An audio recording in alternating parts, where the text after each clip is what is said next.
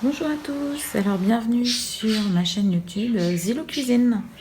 Aujourd'hui je vais réaliser un pain d'épices alsacien et nous allons le réaliser ensemble. C'est tout simple à faire. Alors je vais avoir besoin pour réaliser ce pain d'épices de farine. Moi j'ai pris une farine blanche, du miel, j'ai pris un miel crémeux de fleurs, de la vergeoise ou du muscovado. Moi j'ai du muscovado, donc je vais le prendre. Il faut que ce soit un sucre bien caramélisé qui a un bon petit goût. Il va vous falloir également du lait, du beurre, un œuf, un sachet de levure chimique et des épices pour pain d'épices. Moi je rajoute toujours du gingembre frais. Je mets bien souvent des petites écorces d'orange ou de citron pour parfumer également. Il vous faudra une pincée de sel, sauf dans mon cas, j'utilise, voilà, nous sommes en Bretagne, j'utilise un beurre salé, un beurre demi-sel, donc je ne vais pas rajouter de sel dans ma pâtisserie. Voilà, allez, c'est parti, ma balance est allumée. Je vais venir mettre une casserole et je vais mettre la tare sur 0 de manière à pouvoir peser mes ingrédients. Donc dans cette casserole, nous allons faire fondre le miel avec le lait et le beurre. Donc il va nous falloir 200 g de miel. Donc là, moi, c'était un gros pot de 500 g, donc ça va me faire à peine un demi-pot. Voilà, bon, on met un petit peu plus, hein, c'est pas grave. Donc là, je suis à 219 g pour être précis. Donc, je vais mettre maintenant mon lait. Donc, le lait, il vous faudra 10 centilitres. Donc, je vais refaire la tare. 10 centilitres de lait.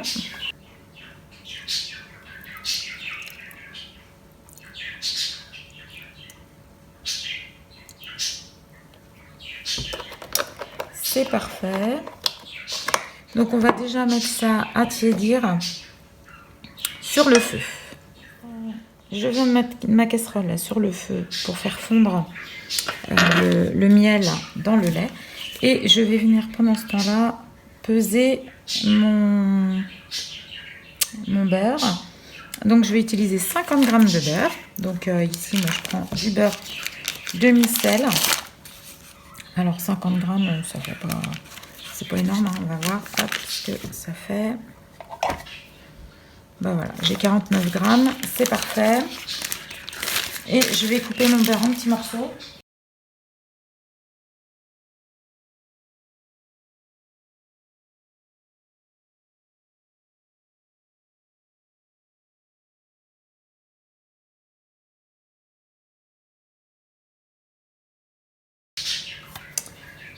Voilà, donc mon beurre est préparé. Alors, il va nous falloir préparer tout ce qui est sec dans un saladier. Alors, j'ai mis mon four à chauffer à 180 degrés, chaleur tournante. Et je vais venir prendre un saladier. Donc là, on va faire tare, hop, de nouveau. Et on va venir mettre tout ce qui est sec. Donc, nous allons commencer par la farine. Donc, la farine, il va nous falloir 250 g de farine.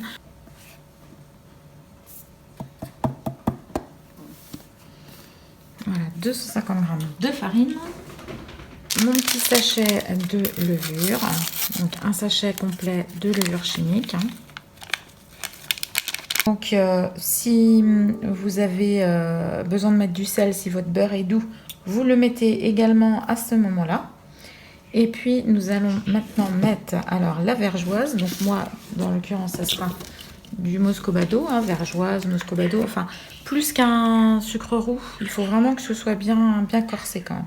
Donc, là, il va nous falloir 75 g. Allez, on va refaire tard. Ça sera plus simple. Voilà, donc moi j'ai pris un muscovado voilà, qui a un petit goût note de vanille et de caramel. Hein. Donc j'ai dit 75 g. Donc Donc, puisque j'ai un petit peu plus de miel, je vais mettre un petit peu moins de sucre. Hein. Je suis à 73. Hop. Je sais que la pâtisserie, en principe, c'est d'une science précise. Mais bon, à quelques grammes près, notre pain d'épices va être très bon. Vous verrez ça. Donc voilà, donc là, nous avons la farine, 250 grammes. Nous avons le sachet de levure, donc un sachet complet. Nous avons les 75 grammes de vergeoise. Et pour ceux qui n'utiliseraient pas de beurre demi-sel, une pincée de sel. Nous allons également mettre les épices. Alors, les épices, il faut 2 bonnes cuillères à soupe de mélange. Donc, vous pouvez ou acheter un mélange d'épices comme ceci, déjà tout fait. Hein, ou alors faire votre mélange vous-même. Donc, dans les épices à pain d'épices, nous avons essentiellement de la cannelle, de l'anis, de la coriandre, du gingembre. Voilà, donc là, moi, après, vous dosez en fonction de ce que vous aimez. Hein. Donc, la cannelle, il faut en mettre quand même pas mal. C'est la cannelle qu'on a le plus. Voilà, donc moi, je vais mettre. Alors, moi, je suis toujours généreuse. Hein, c'est un pain d'épices, hein, donc il faut que ça ait le goût d'épices. Voilà, donc, hop, là, c'était la cannelle. Je vais mettre de l'anis, alors de l'anis vert, là. J'en mets pas trop parce qu'à la maison, je dois être la seule à être fan de l'anis. Hein. Les autres n'aiment pas trop, donc je vais mettre une cuillère à demi. Donc maintenant, je vais mettre de la coriandre.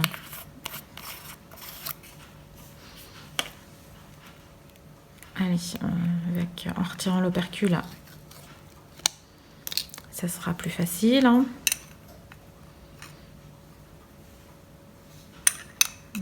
Pareil, 1,5 de coriandre. De la coriandre moulue. Hein. Et du gingembre. Voilà, donc du gingembre moulu. Donc là, je vais en mettre aussi une bonne cuillère. Et moi, je rajoute du gingembre frais dans ma préparation. Je trouve que c'est très intéressant. Donc là, vous voyez, j'ai, par rapport à ma main, un petit morceau de tubercule que je vais venir éplucher.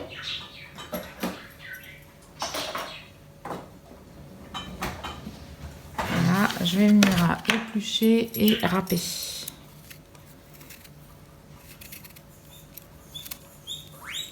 Voilà, alors on est dans la cuisine, vous entendez la perruche et les cochons d'Inde parce que je viens de sortir l'épluche légumes, donc forcément,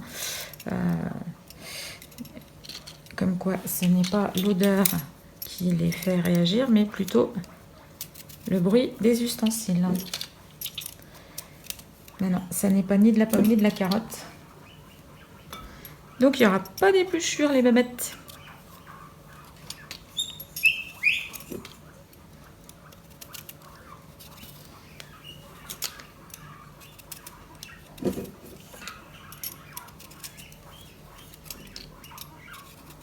Voilà, je doute que vous aimiez les épluchures de gingembre. Hein.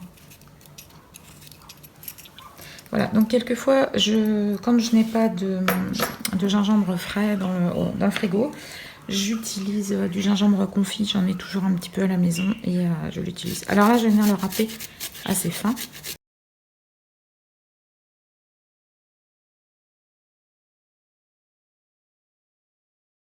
Dans la préparation.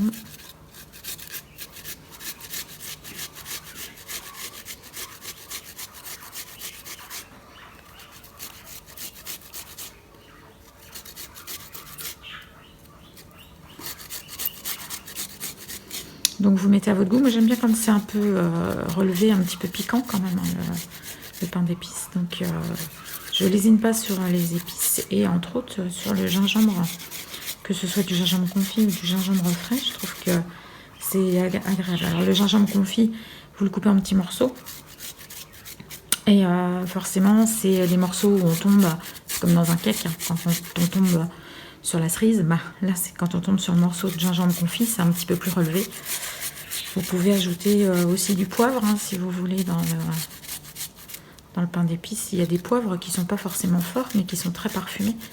Là, du poivre de Sichuan, voilà. Bon, après c'est du pain d'épices, donc je vous ai donné les épices principales, mais rien ne vous empêche d'aller en mettre d'autres si vous en avez que vous aimez bien particulièrement. Alors là, ça c'est toutes les fibres, donc je vais pas les mettre, mais je presse de manière à récolter quand même tout le jus.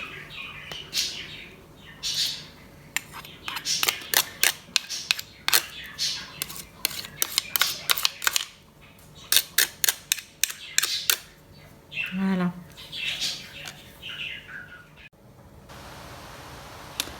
Alors voilà, donc je suis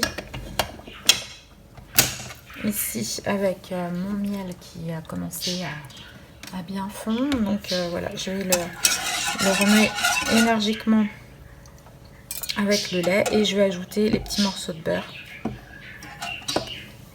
que j'ai coupés. Je vais les ajouter en même temps.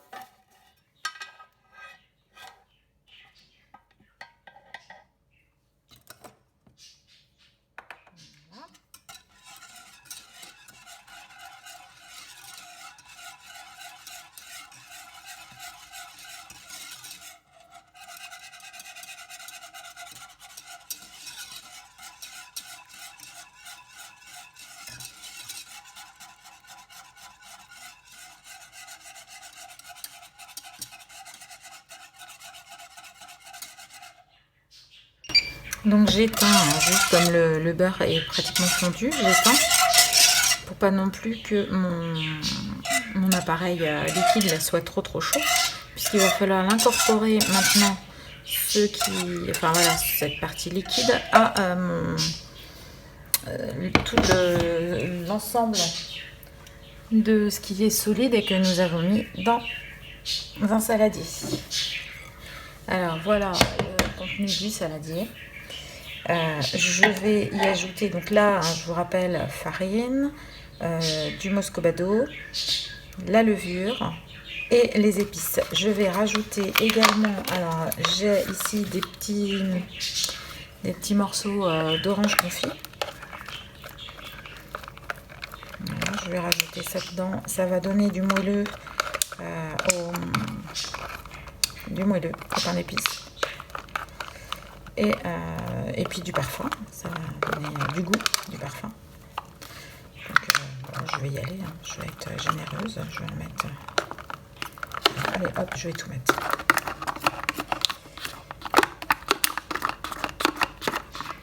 Là encore, je vous donne ma façon de faire, mais c'est facultatif.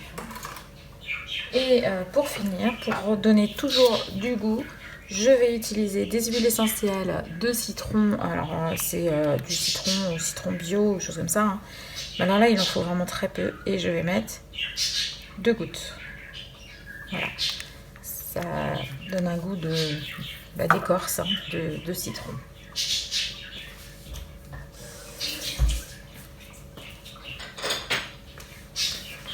Alors à présent, je vais venir mélanger toutes mes matières sèches.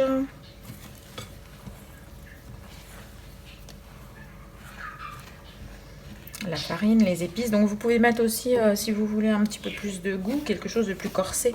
Ben, alors moi, comme j'utilise beaucoup d'épices et d'écorce de gingembre, hein, et puis un sucre de grande qualité. J'ai pris une farine blanche, mais vous pouvez très bien utiliser une farine ou un mélange de farine de châtaigne, de farine de sarrasin, voilà, mettre différents mélanges de farine pour avoir aussi ce côté un petit peu rustique. Voilà, bon après c'est pas la peine de tout mettre non plus. Si vous mettez un miel, pareil, vous pouvez utiliser un miel de forêt, un miel de sarrasin, un miel beaucoup plus puissant.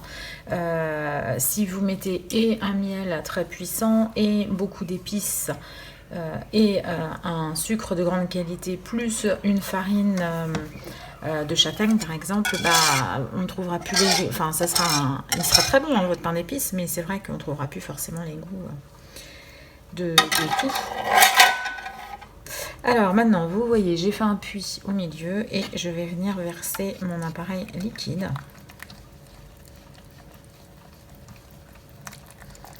En remuant.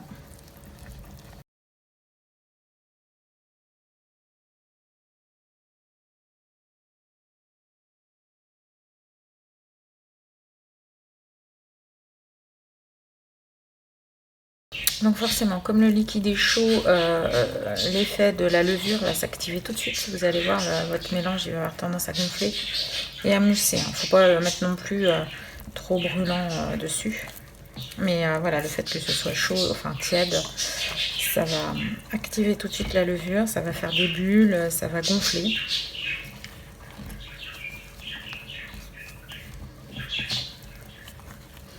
Voilà, donc on obtient une pâte avec une belle couleur marron.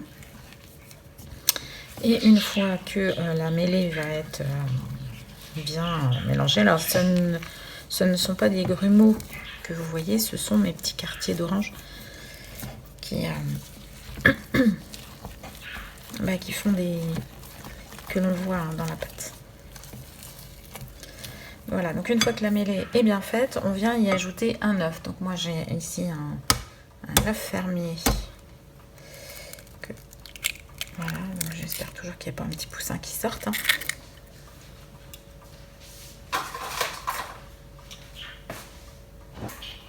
J'adjoins l'œuf à ma mêlée, à mon appareil. La mêlée, c'est plutôt pour la charcuterie.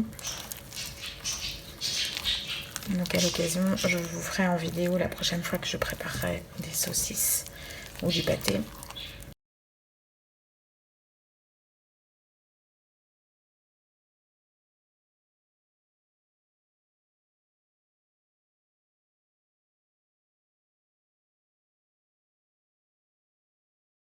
Donc là, le four est bien chaud, hein, à 180 degrés. Et on va mettre à cuire pour 40 minutes. Donc voilà, au bout de 30-35 minutes, hein, vous allez regarder comment c'est, vous piquez un couteau et puis vous regardez si c'est bon. Tout dépend des fours, hein. Mais en principe une quarantaine de minutes. C'est assez long à cuire le pain d'épices.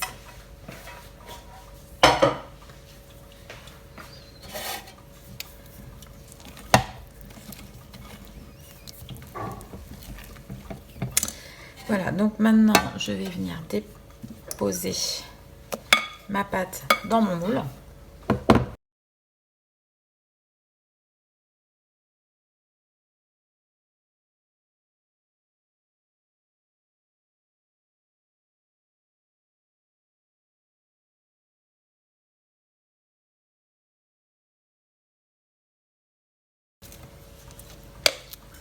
Vous voyez, comme je vous disais que c'était tout bête à faire le pain d'épices. Et au moins on y met les épices que l'on aime. Voilà, si vous n'aimez pas quand c'est trop relevé ou si c'est pour des jeunes enfants, vous mettez beaucoup moins d'épices, vous mettez pas de gingembre. Vous pouvez mettre du citron, orange, des écorces d'orange, de citron.